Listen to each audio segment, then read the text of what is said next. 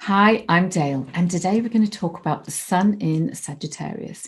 So we're moving into the final part of 2020. The sun we've moved out of Scorpio, and we are in Sagittarius. So in Sagittarius. So Sagittarius is about the solar plexus chakra, and it's also about Jupiter. So Jupiter is about opportunities and expansion. So if we bring those elements together, it's about lighting the fire in our bellies, to think about the things that we want, the things that we want to bring into this last part of the year, but also bringing, reconnecting to our vision for the following year.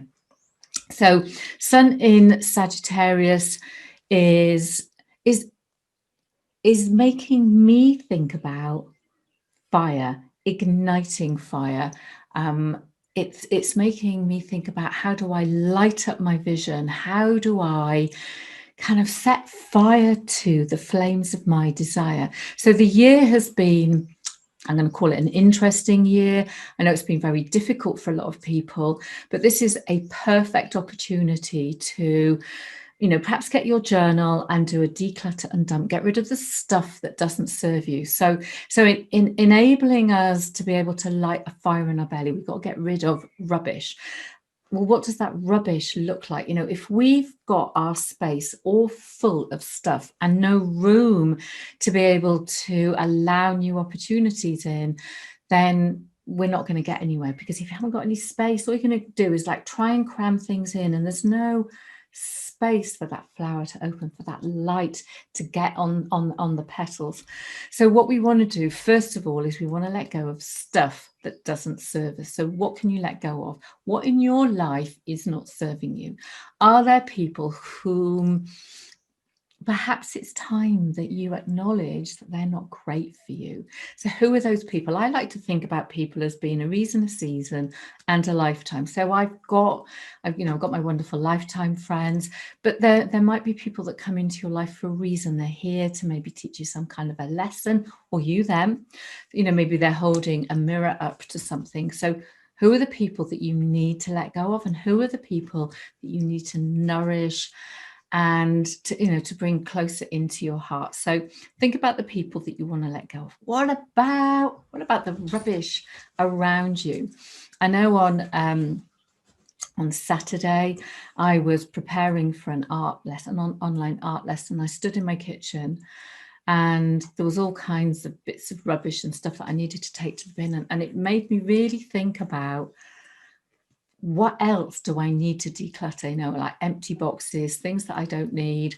Maybe there's clothes in my cupboard that could go to the charity shop. Well, I know there is. I've got a couple of bags ready to go.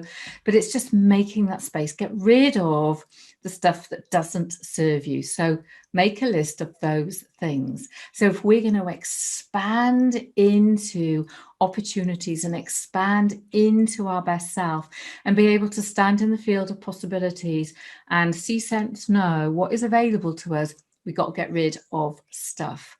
Now, the other thing that for me, I decided I need to let go of is isolating myself. Now, you would think as a Sagittarius that I love freedom, I love space, I love creating change.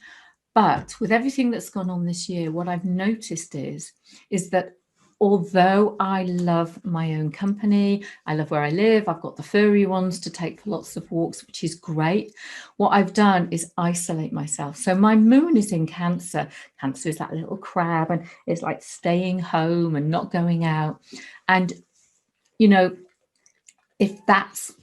if you find yourself in that kind of space, it's like, how do you open up and start to say yes to some of the opportunities and the things that you could be doing, given the things that are going on? So we're not entirely stuck where we are. We can go and do some things. And so for me, what happened yesterday was my little crab got prized apart, and I went to lunch with some friends. The food was absolutely delicious, and it was certainly food for my soul. And it made me realize, you know, how much being isolated had really affected me. As you know, I realized I was getting cabin fever. So let go of what doesn't serve you, get out of your comfort zone. Now, the next thing is let's reconnect to our vision. So we've got our goals, we've got the things that we want to bring forward. So what are those things that you can see, sense, or know that you want to start visualizing, start thinking about, ready to kind of light that fire in your belly, ready for next year? So right in front of me, I have two vision boards. I have a little mini one, that's about yay big, and then I have a big, massive one. And so what I'm going to be doing later on today is going to my mini vision board, and there's going to be 3 things on them. So one of the things is my health.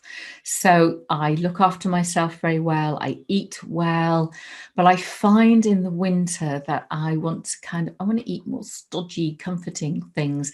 And so I really need to go and have a look in some recipe books and find things that, yes, are comforting, but that remain good for me.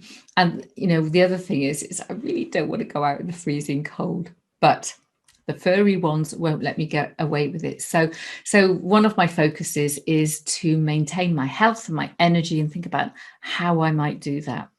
The second one is I've been writing a lot of journaling books. So I've got lots of different kinds of journaling books that I've put together.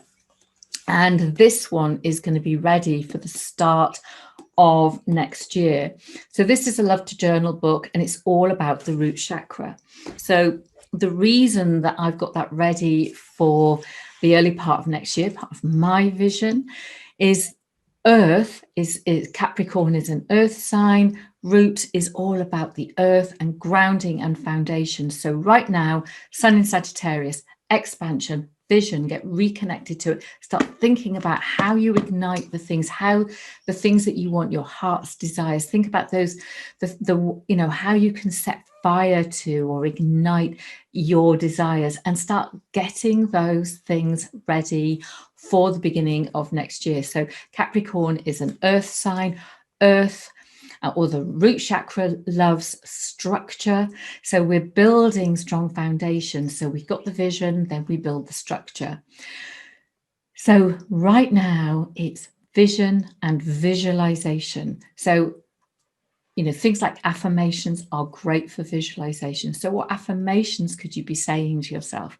Things like writing your perfect day and then putting it into some kind of little pot, and maybe with some crystals and some other things. So you plant those heart's desires. The other way that you could do it is write about your perfect day and then set fire to it. So it's what are we going to do? What are you going to do to reconnect yourself to your vision and light the fire in your belly so that you feel really, really super connected to the things that you want to bring into fruition for next year?